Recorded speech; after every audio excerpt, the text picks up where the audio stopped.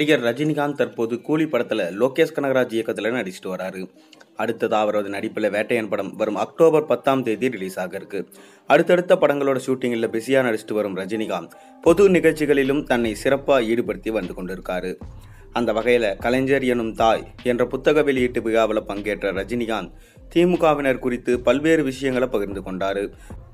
மறைந்த முன்னாள் முதலமைச்சர் கருணாநிதியுடனான தனது நினைவுகளை பகிரும் வகையில் பொதுப்பணித்துறை அமைச்சர் ஏவா வேலு இந்த புத்தகத்தை எழுதியிருக்காரு. நடிகர் ரஜினிகாந்த் அடுத்தடுத்த படங்களில் கமிட்டாகி நடிச்சிட்டு வராரு. தற்போது கூலி படத்தோட ஷூட்டிங்கில் ரஜினிகாந்த் மிகவும் பிஸியாக நடிச்சிட்டு வராரு.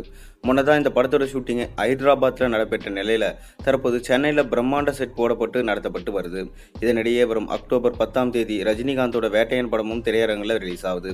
இந்த படத்தை டிஜே ஞானவேல் இயக்கியிருக்காரு. போலி என்கவுண்டருக்கு எதிரான இந்த படம் மிக பெரும் எதிர்பார்ப்புக்கு உள்ளாயிருக்கு.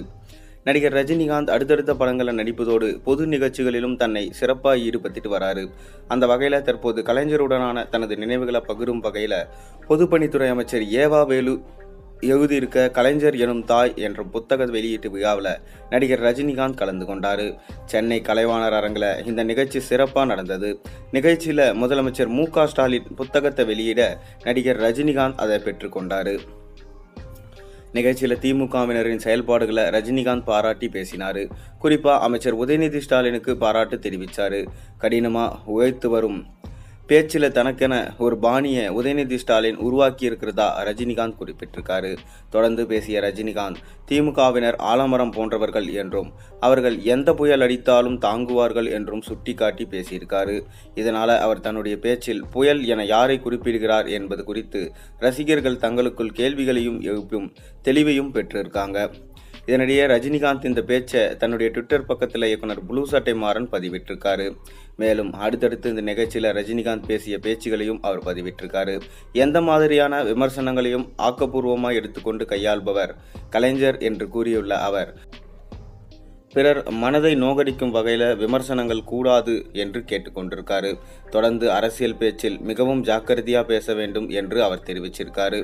இந்த மாதிரி திமுகவுக்கு அவர் ஆதரவு தெரிவித்ததுனால விஜய் கட்சியை எதிர்த்து அவர் நிற்கிறாரோ, விஜயை அழுக்க சதி பண்ணுறாரோ என்று ப்ளூ சட்டை மாறன் நம்ம ரஜினி மேலே குற்றச்சாட்டு வச்சிருக்காரு. ஆனால் ரஜினிகாந்தோ நான் யார் பக்கமும் இல்லை, எல்லாருக்குமே ஆதரவு தெரிவிப்பேன், எனக்கு எல்லாரையுமே பிடிக்கும் அப்படின்னு சொல்லிட்டு ரஜினிகாந்த் பேசியிருக்காரு. ரஜினி சொன்னதை நீங்கள் எந்த மாதிரி பார்க்குறீங்கன்றதை மறக்காமல் கீழே கமெண்ட்டில் சொல்லுங்கள். மேலும் சேனலில் போடுற ஒரு டிஷும் பிடிச்சிருந்தா மறக்காமல் சப்ஸ்கிரைப் பண்ணுங்கள், லைக் பண்ணுங்கள், பெல் ஐக்கனை ப்ரெஸ் பண்ணுங்கள். அப்போ தானே போடுற வீடியோஸ் எல்லாம் உங்களுக்கு நோட்டிஃபிகேஷனாக வந்து சேரும்.